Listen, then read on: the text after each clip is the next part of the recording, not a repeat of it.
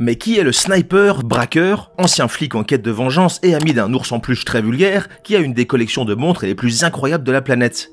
Mark Wahlberg est acteur, réalisateur, propriétaire de restaurant, ancien rappeur et très gros collectionneur de montres. Né à Boston en 71 sous le nom de Mark Robert Michael Wahlberg, l'homme multicasquette a commencé dans le monde du rap en 91 sous le pseudonyme de Marky Mark.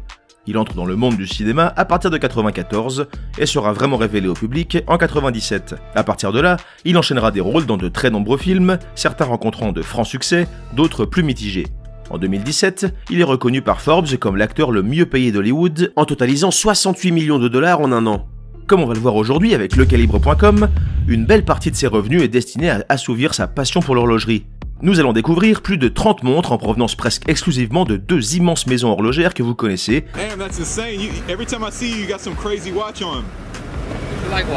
Certains diront qu'on entend déjà beaucoup parler d'elles, mais je vous coupe tout de suite car nombreuses sont les montres que vous allez découvrir et qui n'ont jamais été au catalogue. Certaines valent d'ailleurs plus qu'une Bugatti Veyron. La partie de sa collection que l'on traite aujourd'hui, qui n'est donc pas sa collection complète on le rappelle, a une valeur au-dessus de 7 millions d'euros. On finira avec d'autres pièces qui doivent se sentir bien seules au milieu de tous ces diamants, mais que vous pourrez éventuellement vous offrir avant de vous présenter la montre la plus chère de ses collections de rêve.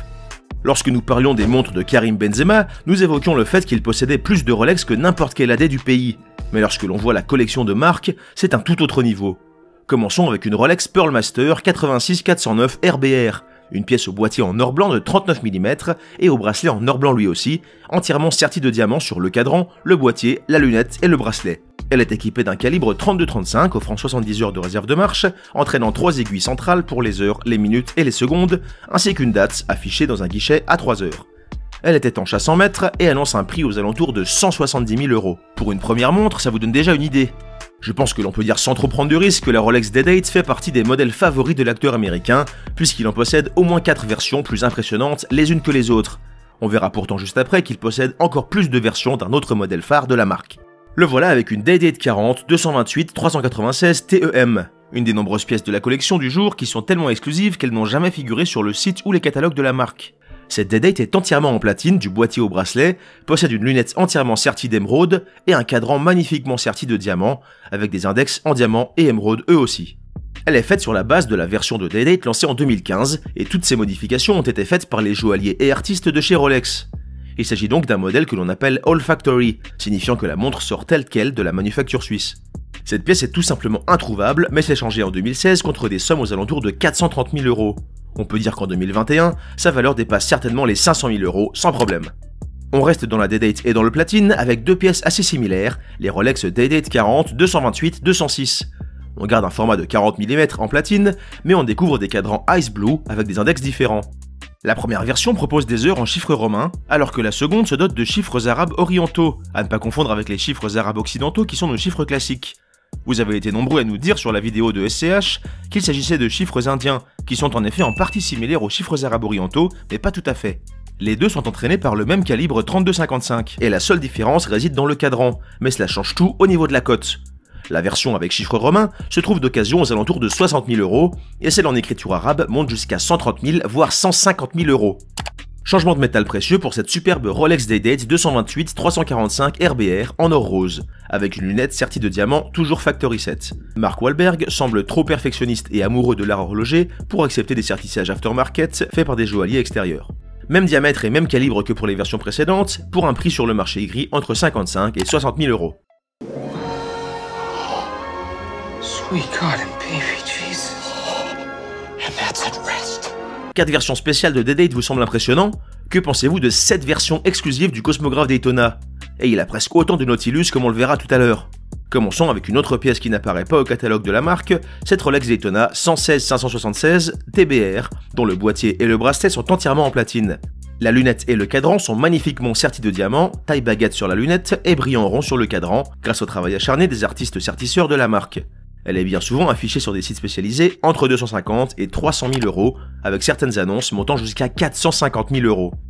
Voilà une des seules montres en acier de la collection de Marky Mark, une Rolex Daytona 116 500 LN. Cette version est équipée d'une lunette en céramique noire dotée d'une échelle tachymétrique qui se marie superbement avec son cadran blanc.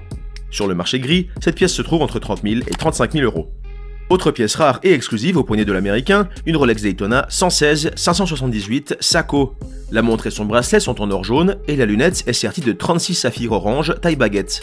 Le cadran est en nacre avec des index en diamant. Cette pièce sortie en 2019 est entraînée par le calibre 41-30.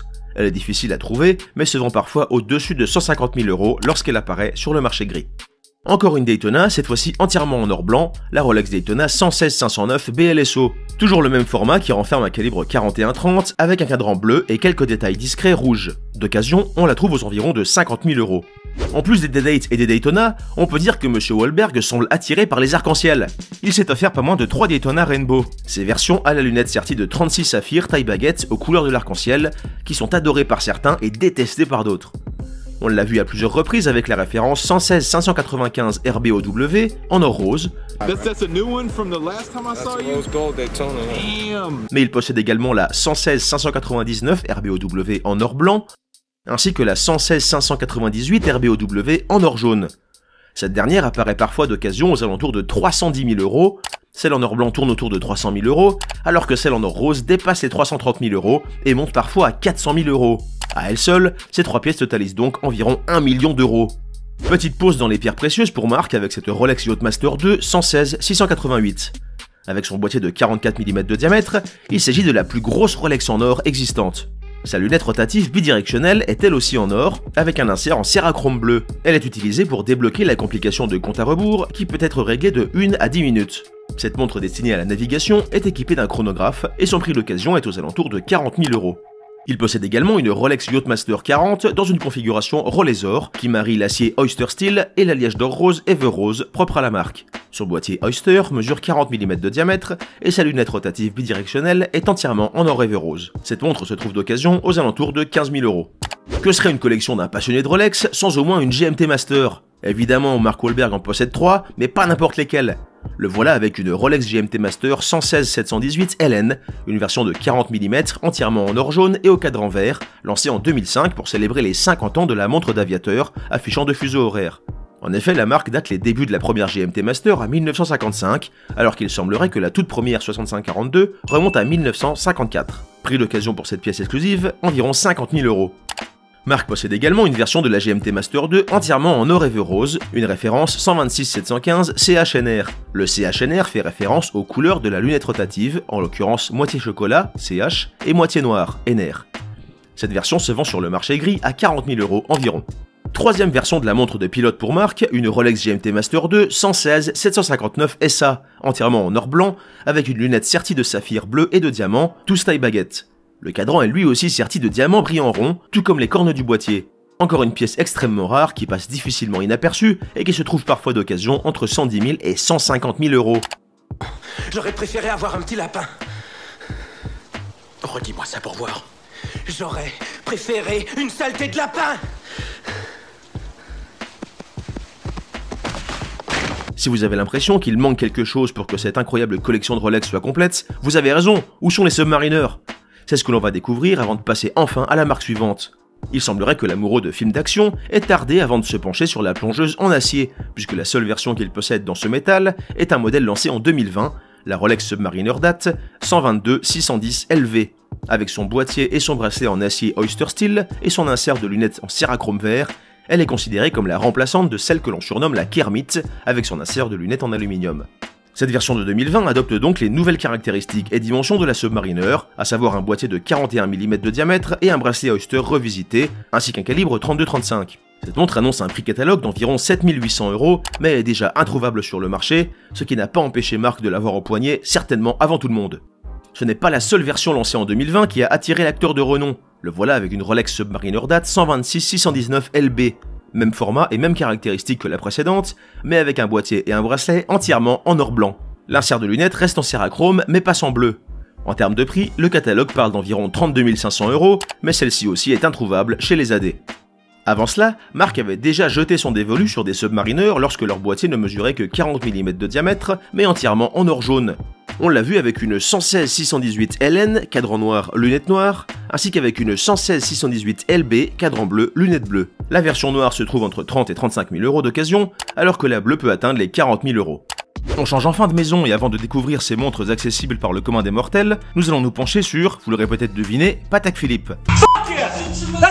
Commençons avec ces modèles de la collection Nautilus. Parmi les innombrables réinterprétations de cette icône absolue de l'horlogerie contemporaine, Marc a opté entre autres pour une Patek Philippe Nautilus 5726 1A 014, une pièce en acier au boîtier de 40,5 mm de diamètre et au fond en verre saphir. Elle est entraînée par un mouvement automatique et propose un quantier manuel avec face de lune. Le cadran au relief horizontal frappé reprend la couleur bleue inspirée de la 3700 de 1976 et se dote d'un dégradé noir en sa périphérie. Son prix d'occasion avoisine les 120 000 €. Il possède une autre Nautilus en acier, mais comme à son habitude, pas n'importe laquelle. Le voilà avec une Nautilus 5711 1300A, un modèle lancé en 2021 qui amène la couleur verte sur son cadran, venu remplacer le bleu de la 5711 iconique, dont la production fut arrêtée la même année. Cette référence a une lunette sertie de 32 diamants baguettes et a un prix catalogue aux alentours de 77 000 €.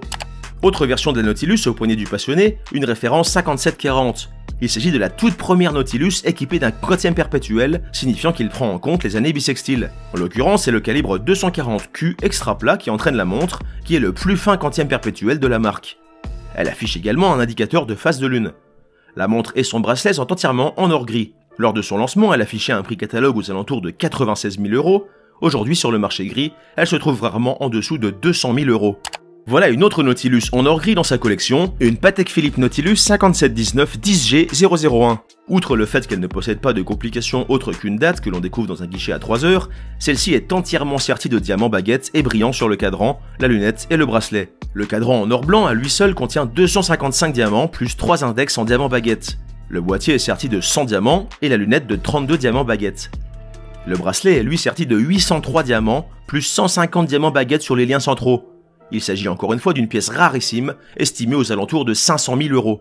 Pour parfaire sa collection, il lui fallait bien une Nautilus en or rose. Il a opté pour la 5980 1R001, une pièce automatique au boîtier et bracelet en or rose. Il s'agit d'un chronographe automatique dont les informations se lisent sur le sous-cadran à 6 heures. Sur le marché gris, cette Nautilus dépasse assez souvent les 200 000 € et atteint parfois les 250 000 €. Il a également choisi une autre Nautilus au prix absolument stratosphérique que l'on vous réserve pour la fin de la vidéo, une fois qu'on en aura terminé avec Patek et que nous aurons fait un détour sur ses montres accessibles. On l'a vu à plusieurs reprises, Marc aime le vert sur ses garde-temps, certainement en raison de ses origines irlandaises remontant à son arrière-grand-mère. Il nous le prouve à nouveau ici avec cette Patek Philippe Aquanaut Jumbo 5168G et son cadran vert kaki structuré, ainsi que son bracelet en caoutchouc vert kaki lui aussi. Le boîtier de 42,2 mm pour 8,25 mm d'épaisseur est en or gris et la pièce assume un style jaune, décontracté et sportif chic. L'Aquanaut est née en 97 avec la référence 5060A et elle fut présentée comme une interprétation plus sportive et plus dynamique de la Nautilus, destinée à une cible plus jeune et ouverte d'esprit. La version de l'acteur se trouve entre 80 et 90 000 € sur le marché gris. Toujours chez Patek Philippe mais en passant sur du plus habillé, le voilà avec une World Time 5131 1P001. Cette montre en platine a un boîtier de 39,5 mm de diamètre et un bracelet en platine lui aussi. Le centre du cadran a bénéficié d'une finition en émail cloisonné représentant un planisphère terrestre, faisant référence à sa complication de World Timer qui permet d'afficher l'heure dans tous les fuseaux horaires. Cela se fait grâce aux anneaux rotatifs en périphérie du centre du cadran. D'occasion, elle s'échange contre des sommes avoisinant les 140 à 170 000 €. Du verre, encore du verre, toujours du verre avec la Patek Philippe Annual Calendar chronographe Weir & Sons, qui célèbre les 150 ans du joaillier irlandais de renommée internationale, qui collabore avec la maison horlogère depuis toujours. Encore un boîtier en platine, mais qui est plus imposant que d'habitude avec 42 mm de diamètre. Elle renferme un mouvement de chronographe flyback automatique offrant 45 heures de réserve de marche. Comme son nom l'indique, elle est également dotée d'une complication de calendrier annuel. Elle est montée sur un bracelet en cuir d'alligator vert, qui se marie à merveille avec son cadran vert soleillé, couleur exclusivement réservée à cette pièce anniversaire. Il s'agit d'une édition limitée à 25 pièces seulement, dont nous avions déjà parlé dans la collection de Conor McGregor. L'athlète irlandais s'est offert la pièce 12 sur 25 en clin d'œil à sa marque de whisky Proper No. 12. Surprise, surprise, motherfuckers! April Fools! Proper 12 Irish whiskey. Cette montre annonçait un prix catalogue de 90 500 € lors de sa sortie en 2019, mais se trouve aujourd'hui en 2021 au-dessus de 400 000 € lorsqu'elle est disponible.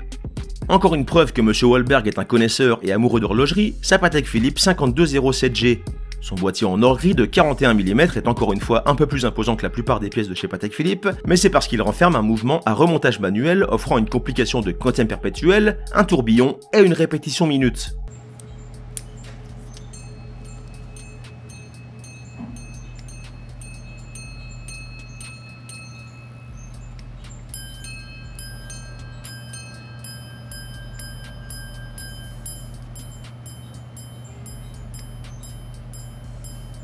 C'est d'ailleurs la seule pièce de la marque à allier ces 3 complications parmi les plus nobles qu'ils soient. Il s'agit donc d'une grande complication qui reste discrète, avec un cadran relativement sobre qui ne laisse pas voir le tourbillon, contrairement à la majorité des pièces qui en sont équipées. Elle a également la particularité d'être vendue avec un fond plein et un fond transparent qui sont interchangeables. Cette montre aussi élégante que compliquée se trouve sur des sites spécialisés au-dessus de 730 000 € et dépasse même parfois les 800 000 €. Et non, ce n'est toujours pas la montre la plus chère de sa collection. Pour sa dernière Patek, on reste dans les grandes complications avec une 5370P001. Cette montre au boîtier en platine propose elle aussi des fonds de boîte interchangeables et est entraînée par un mouvement à remontage manuel de chronographe à rattrapante.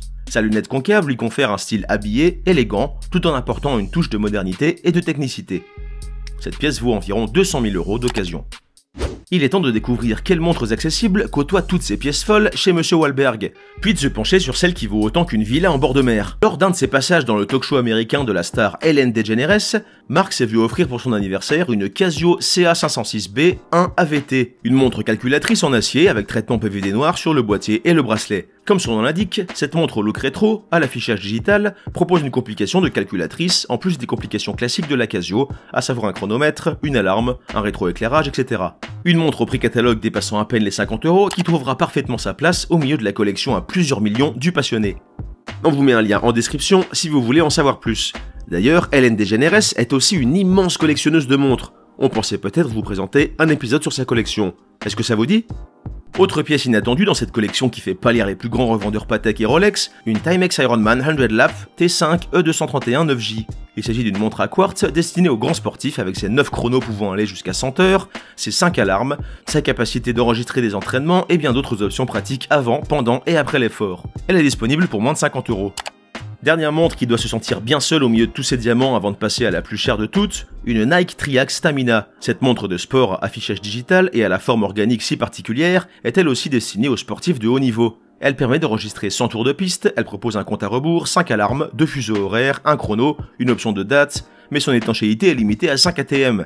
Elle est donc réservée à une pratique au sec. Elle n'est plus disponible neuve mais se trouve parfois sur eBay, un peu au-dessus de 50 €. Dans les plus de 66 films dans lesquels il a joué, l'acteur a souvent dû mettre sa collection de chefs-d'œuvre de côté et s'adapter aux accessoires de ses personnages. On l'a par exemple vu avec une Sunto Vector dans Shooter, une pièce donnant des informations précieuses aux skieurs, randonneurs et autres pratiquants de sport d'extérieur, parfaite donc pour le personnage de sniper du film. Mais tout ceci est une autre histoire. Dites-nous en commentaire si une vidéo sur ces montres dans les films vous intéresse.